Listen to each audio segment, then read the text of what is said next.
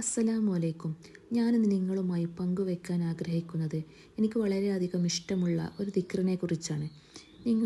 നിങ്ങൾ ഒരുപാട് കേട്ടിട്ടുണ്ടാകും. എന്നാൽ ഈ ദിക്ർ കൊണ്ട് നിങ്ങളുടെ ആഗ്രഹങ്ങൾ നേടിയെടുക്കാൻ ചൊല്ലേണ്ട രീതിയാണ് ഞാൻ നിങ്ങളുമായി പങ്കുവെക്കുന്നത്.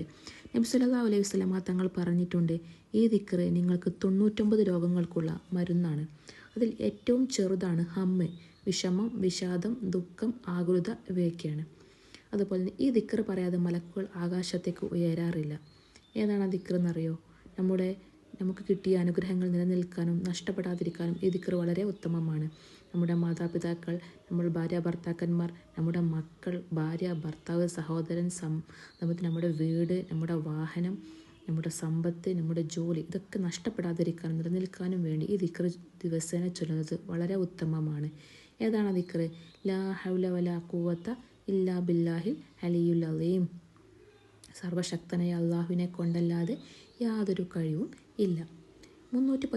സ്വർഗീയ നിധി എന്നറിയപ്പെടുന്ന ഈ ദിക്ർ 313 തവണ ചൊല്ലി പ്രാർത്ഥിച്ചു നോക്കൂ.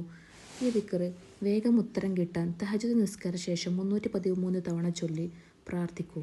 ഇൻഷാ അല്ലാഹ് നിങ്ങളുടെ ആഗ്രഹം അള്ളാഹു സ്വീകരിക്കും. അതുപോലെ തന്നെ എല്ലാവരുടെയും ആഗ്രഹങ്ങൾ അള്ളാഹു സ്വീകരിക്കുമാറാകട്ടെ. ആമീൻ. ഇനിയും ഇതുപോലുള്ള വീഡിയോ ലഭിക്കാൻ പ്ലീസ് സബ്സ്ക്രൈബ് ചെയ്യണേ. അസ്സലാമു അലൈക്കും.